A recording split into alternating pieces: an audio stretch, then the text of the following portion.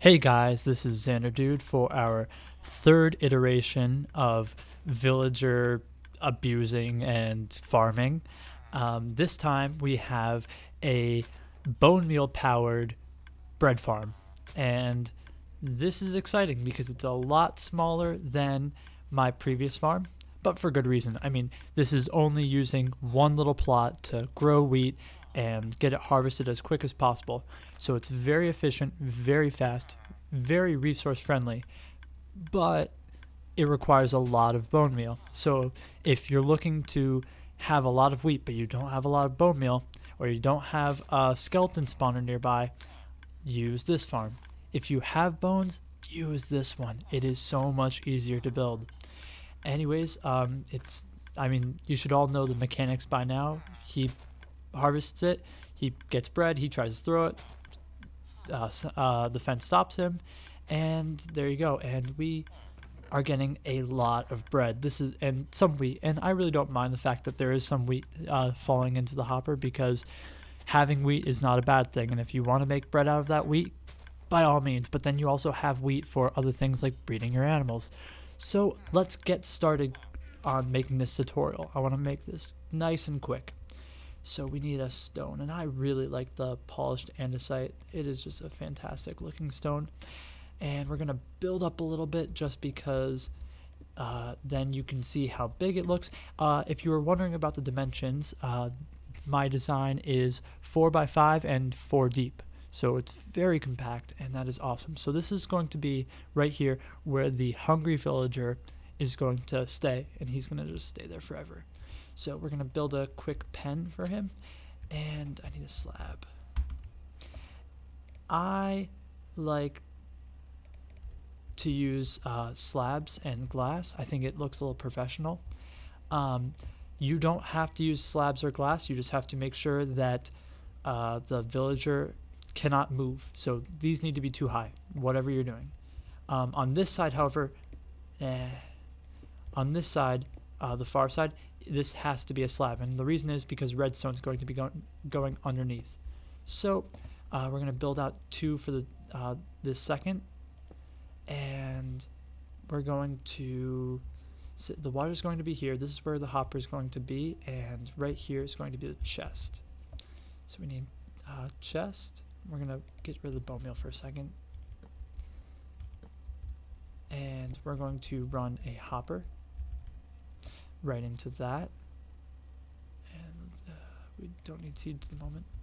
I'm always trying to micromanage my inventory. So we're going to place some glass right there, and we are going to have our dirt right there, and this is where the other villager is going to be. And let's fill this up with water quickly. We need a fence, and now we don't need our water anymore. I apologize if I'm whispering. It is a little late. I was not planning on being up this late for Minecraft, but it was unfortunate that my first recording of this, the audio didn't process, and I was very frustrated with that. So unfortunately, this is what we have to live with, and I'm sort of going without explaining every single detail, but you can understand, I mean, what I'm doing. It's not rocket science. At least it shouldn't look like it. Really, I'm just building the enclosure, and I'm going to put a slab on top of this so that the farmer villager can't get out. And so you can see hungry villager, farmer villager. Hungry villager cannot be a farmer villager. Pretty simple terms. And now I'm going to build out the area for the redstone. And I keep missing. And there you go. And all we are doing is creating a simple clock based on the contents of the dispenser. And I hope, yes, okay, I did the right one. So we need a comparator, and we need a repeater, and we need some redstone. Not a redstone block.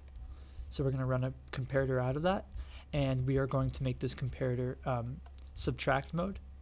And then we are going to throw a repeater out of that, if you are on a laggy server, or you know you have a lot of lag in your single player world, you can adjust this repeater to make the clock a little slower so that it doesn't break. But otherwise, you should be fine. So now the redstone is fully set up, and we're gonna drop our bone meal in here, and you can see that it's already going off. And the nice thing about this is that when you run out of bone meal, the clock will stop. So you don't have to worry about excess redstone lagging up your server or your world. But if you are on a bucket or a server like that, I've been on bucket servers where bone meal will be dispensed even if there is no plant. So on normal vanilla, there would be nothing growing right there, and no bone meal is actually coming out because there's nothing to dispense. On some bucket servers, bone meal is still coming out. So if you're on a bucket server, you may want to adjust this so that it, like either a lever or something to toggle it off when you are done using it, or if there's no plants planted at the time. So now that we have all of that set up, and I apologize for the sound, I'm going to change that really quickly. Let's just turn off the sound for a second. And we're getting our villagers anyways, so we don't want to hear that. No one really wants to hear the new villagers. It's not a very fun sound. There we go, paper villager. And oh wow, that was lucky. That was 2 very lucky villager spawns. Usually I have to spend a long time getting the correct villager. So what they're going to do right now is, I mean, the villagers are both being dumb. The unfortunate part about this build is that because it's so small, the villagers are close enough to each other that they will talk. And what we have to do is wait for them to stop talking. And once they're done talking, there you go. He's going to break the first one, and that's going to fail. And I don't know why, but it always does. It always fails, and I don't understand why he saves the first seed. Maybe he doesn't recognize that the ground below him is tilled, but he's going to talk with his buddy again, which is really just him pausing and not doing anything. And then he is going to realize that the ground below him needs to be farmed, and then from then on, he will be fine. So there we go. And he is in a farming loop now, and he's going to farm every time that wheat grows, and it's very quick, very efficient. We'll see if in a couple more wheat he's going to get some bread and throw it. You can see that we are picking up some of the wheat and some of the seeds, which really isn't an issue, as I said earlier. But anyways, I'm not going to have you wait here and wait for some bread to be thrown. This is the farm. It is very fast, very efficient, and I hope you guys all have a great day. This is Xander Dude. I'll see you later.